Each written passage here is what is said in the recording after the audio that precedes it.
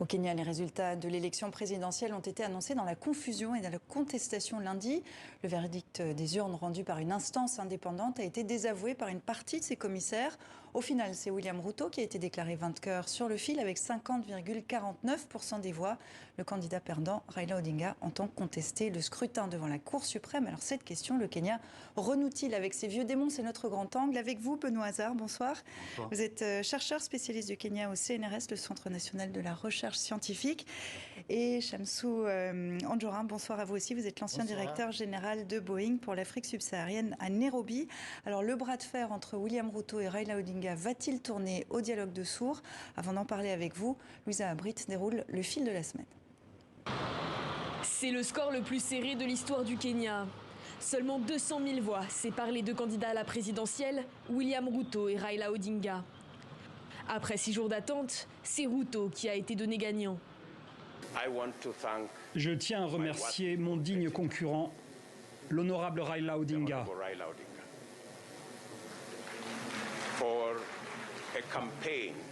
pour une campagne où nous nous sommes tous deux attardés sur les problèmes du pays et où nous avons essayé de proposer un programme au peuple kényan. Mais pour la commission électorale, le décompte des voix n'a pas été un long fleuve tranquille. Lundi, des heurts éclatent. Et le soir venu, 4 des 7 commissaires se désolidarisent des résultats quelques minutes seulement avant leur annonce. La preuve pour le camp Raila Odinga que les résultats ne sont pas fiables. Ce que nous avons vu est une parodie et un mépris flagrant de la Constitution. Nous poursuivrons toutes les options constitutionnelles et légales à notre disposition. Nous le ferons au regard des nombreuses failles dans les élections et des fautes commises par la Commission qui sont fatales au processus et aux résultats annoncés. La coalition a jusqu'au lundi 22 août pour contester le scrutin devant la Cour suprême. Dans le pays, les partisans de Raila Odinga sont furieux et manifestent leur mécontentement. Des images qui ne sont pas sans rappeler les émeutes qu'a déjà connues le pays. Le Kenya pourrait-il à nouveau sombrer dans une crise post-électorale ? 1100 morts en 2007-2008. Le scénario peut se répéter aujourd'hui, Benoît Hazard ? Bon, alors nul n'est prophète en son pays, mais je pense qu'il faut comparer les élections, enfin le processus actuel avec les élections de 2017 et éventuellement celles antérieures. J'ai, pour ma part, quelques doutes et plutôt des signes positifs sur le fait qu'on ne va pas entrer dans un cycle de violence électorale. Il y a effectivement eu quelques violences de ci, de là et des débordements et des affrontements dans la suite. À l'annonce des résultats, oui. Chez Bukati. Ceci dit, pour avoir des amis à Kisumu, aujourd'hui, la situation est bien différente de celle que nous avons connue en 2017 et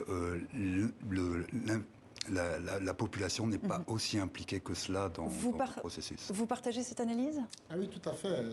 2017, c'était un contexte un peu différent.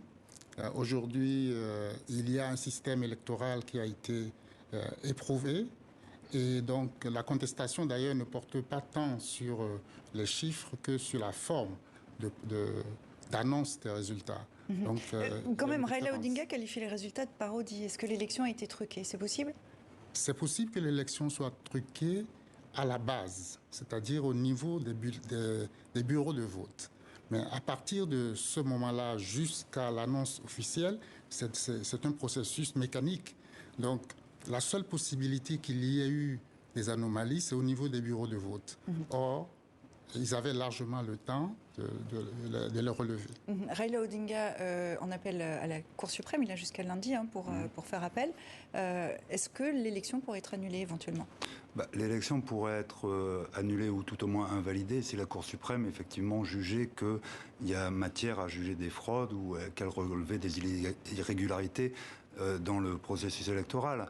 Or, là, la situation est quand même très différente de celle de 2017, encore une fois. C'est-à-dire que d'une part, on a 4 commissionnaires de la IBC qui ont démissionné et qui ont dit qu'ils allaient fournir un statement, c'est-à-dire un résumé détaillé des raisons pour lesquelles ils ne validaient pas les résultats de la commission, mais jusqu'à ce jour, on n'a rien vu venir. Et de la même façon, alors que immédiatement après la promulgation des résultats en 2017, Raila et ses équipes avaient montré où il y avait eu des failles, notamment dans les manipulations au niveau du serveur de la IBC. Là, il n'y a aucune preuve qui ont été montrées. Donc on verra lundi si c'est avancé devant la Cour suprême. Oui, puis j'ajouterais, si vous permettez, une chose, c'est que effectivement, on peut remettre en cause un certain nombre de choses dans le travail de la commission électorale. Mais tous les observateurs extérieurs, aujourd'hui, notent que la commission électorale a fait son travail, en tout cas a progressé considérablement dans la manière de mettre en place. Est-ce que ça veut dire que le Kenya est toujours une démocratie qui compte sur le continent? Ah oui, je pense que le Kenya montre... D'abord, ils ont un système qui est bien structuré. Et ensuite, ils ont un pouvoir judiciaire qui est très jaloux de ses prérogatives et qui est allé jusqu'à remettre en cause les résultats des élections précédentes, en annulant un scrutin présidentiel, première fois en Afrique. Donc je pense que s'il y avait un problème quelconque, le judiciaire tenterait de le rectifier. Alors mercredi, William Ruto endossait le costume présidentiel dans un discours devant les élus de sa coalition. Sa stratégie, c'est aller de l'avant, montrer qu'il se projette dans son rôle de président?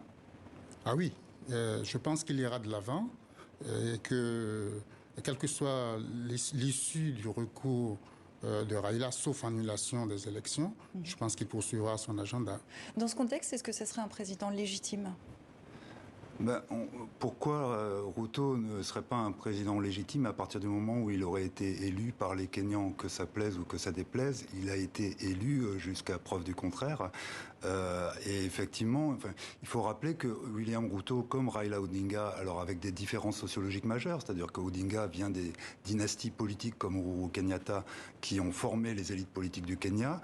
Ruto, effectivement, est un homme qui se présente comme grassroots, puisqu'il est issu d'une famille de fermiers, donc sociologiquement, il y a une petite différence, mais c'est quand même un homme qui C'est devenu quand même un des hommes les plus riches du pays aussi. C'est un homme les plus riches du pays, c'est quelqu'un qui possède énormément de terres comme Uhuru Kenyatta, mais qui par ailleurs a 40 ans de vie politique au Kenya. C'est pas quelqu'un qui apparaît aujourd'hui sur la scène kenyane, c'est quelqu'un qui a été formé par Arap Moi, et donc de ce point de vue-là, il a été ministre de l'Intérieur, il a occupé un certain nombre de fonctions très importantes, et il a déjà la stature d'un homme d'État. Donc, de toute façon, la question je pense qu'il y a deux questions, c'est-à-dire, est-ce que le processus qui a eu lieu et qui a eu cours a connu des fraudes et est-ce qu'il est validé ou non par la Cour suprême? Et ensuite, effectivement, de toute façon, si le peuple kényan a choisi Ruto comme un homme d'État, eh bien, ce sera le président du Kenya. Jusqu'ici, les scrutins tournent autour des questions communautaires. Cette fois, c'est l'économie qui a pris le dessus. Un tiers de la population vit sous le seuil de pauvreté. La pandémie est passée par là. Les prix de la farine, de l'essence, de l'huile de cuisson et d'autres produits de base ont presque doublé en un an. Est-ce que le pays est en surchauffe sociale? Oui, il y a une tension sociale palpable. J'étais au Kenya au mois de juin et je pouvais sentir la situation est très très tendue, oui.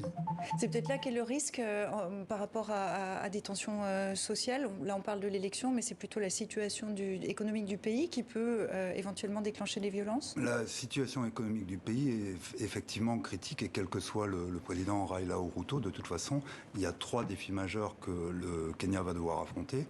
D'une part, la dette, parce que c'est un pays qui est endetté à plus de 70 milliards de dollars aujourd'hui, ce qui est une dette énorme, principalement contractée auprès de la Banque mondiale et des Chinois. La deuxième chose, c'est qu'on est dans un pays qui est miné par la corruption et en fait les discussions autour des résultats des élections sont le témoignage aussi de cela. C'est-à-dire que quand vous dites qu'à la base, il y a peut-être eu des problèmes, peut-être qu'effectivement, c'est avant même la transmission des résultats qu'il y a eu des problèmes de corruption dans les bureaux de vote. Et puis la troisième élément, c'est que le peuple kényan, effectivement, commence à avoir faim dans certaines régions.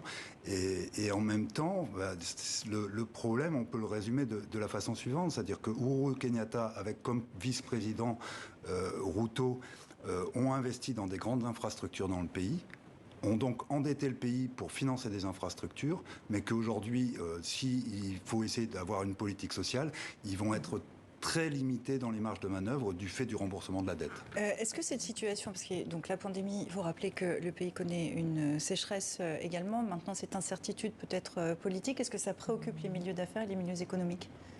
Oui. Dans ces situations, vous savez, il y a souvent une attente d'après les élections. Donc, les entreprises, le climat des affaires s'en ressent.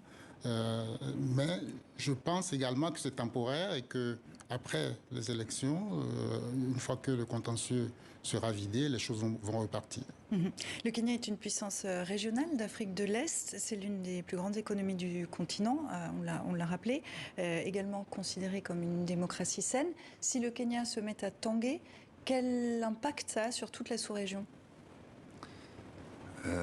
Dire quel sera l'impact sur toute la sous-région, c'est pas évident, mais effectivement, le Kenya est un pôle de stabilité. Je dirais pas que c'est une démocratie saine, je dirais pas jusque-là. Mais en tout cas, c'est un pôle de stabilité et les puissances internationales le savent bien et c'est bien pour ça que les élections kenyanes sont observées au niveau international. Notamment par les États-Unis. Notamment par les États-Unis qui viennent d'ailleurs d'envoyer immédiatement, il y a une sénatrice qui vient d'arriver et donc on peut aussi se demander quel a été le rôle des États-Unis dans le résultat des élections présentes. C'est-à-dire, ce que vous dites quoi? C'est que les États-Unis sont intervenus dans le résultat? C'est ça? Non, je ne veux pas dire ça, surtout pas sans avoir des preuves de la chose. Mais en tout cas, la présence immédiate des États-Unis dans un pays où les Chinois ont investi très très massivement aujourd'hui constitue aussi peut-être un signe ou une volonté de vouloir reprendre un petit peu les choses en main, puisque c'était quand même une des zones. Un des points importants, c'est effectivement la question somalienne, sur laquelle moi j'avais travaillé pendant quelques temps. Effectivement, le Kenya, en tant que pôle de stabilité, a permis effectivement de temporiser un petit peu sur la crise somalienne et le terrorisme Al-Shabaab. Inquiet pour la sous-région ? Non. En quelques mots ? Non.